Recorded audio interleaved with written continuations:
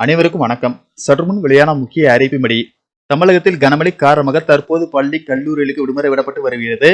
இந்த நிலையில் சற்றுமுன் சென்னை வானிலை மையம் வெளியிட்டுள்ள அறிவிப்பின்படி தென்கிழக்கு வங்கக்கடல் பகுதியில் ஒரு காற்றழுத்த தாழ்வு பகுதி உருவாகியுள்ளது. இவை இன்று 24ஆம் தேதி மேற்கு வடமேற்கு திசையில் நகர்ந்து காற்றழுத்த தாழ்வு மண்டலமாக வலுப்பெற்று நவம்பர் 26ஆம் தேதி புயல் உருவாக வாய்ப்புள்ளது.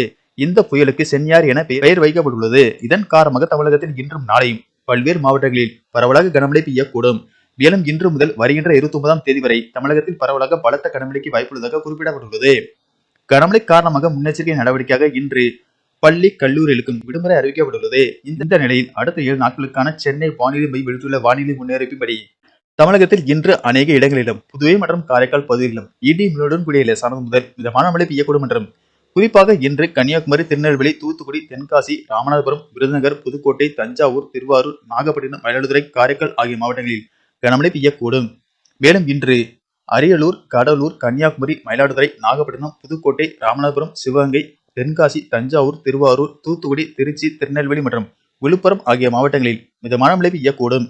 25ஆம் தேதி கன்னியாகுமரி, திருநெல்வேலி, தூத்துக்குடி, ராமநாதபுரம் மாவட்டங்களில் ஒரு இடங்களிலும் காரைக்கால் பகுதியிலும் கனமழை பெய்ய வாய்ப்புள்ளது. மேலும் வருகிற 29ஆம் தேதி வரை தமிழகம், புதுவை மற்றும் காரைக்கால் பகுதிகளில் லேசானது முதல் மிதமான மழை பெய்யக்கூடும். பள்ளி கல்லூரிகளுக்கு விடுமுறை. கனமழை காரணமாக இன்று திருநெல்வேலி, தென்காசி, தூத்துக்குடி ஆகிய மாவட்டங்களில் முன்னெச்சரிக்கை நடவடிக்கையாக பள்ளிகள் மற்றும் கல்லூரிகளுக்கு விடுமுறை அளிக்கப்பட்டுள்ளது.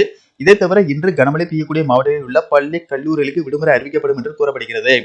மேலும் பொதுமக்கள் வானிலை ஆய்வு மையத்தின் அறிவிப்புகளை தொடர்ந்து கவனித்து பாதுகாப்பாக இருக்குமாறு கேட்டுக் கொள்ளப்படுகிறார்கள். சென்னையை பொறுத்தவரை வானம் ஓரளவு மேகமூட்டத்துடன் காணப்படும் என்றும் நகரின் ஒரு சில பகுதிகளில் இடி மின்னலுடன் கூடிய லேசானது முதல் மிதமான மழை பெய்யக்கூடும்.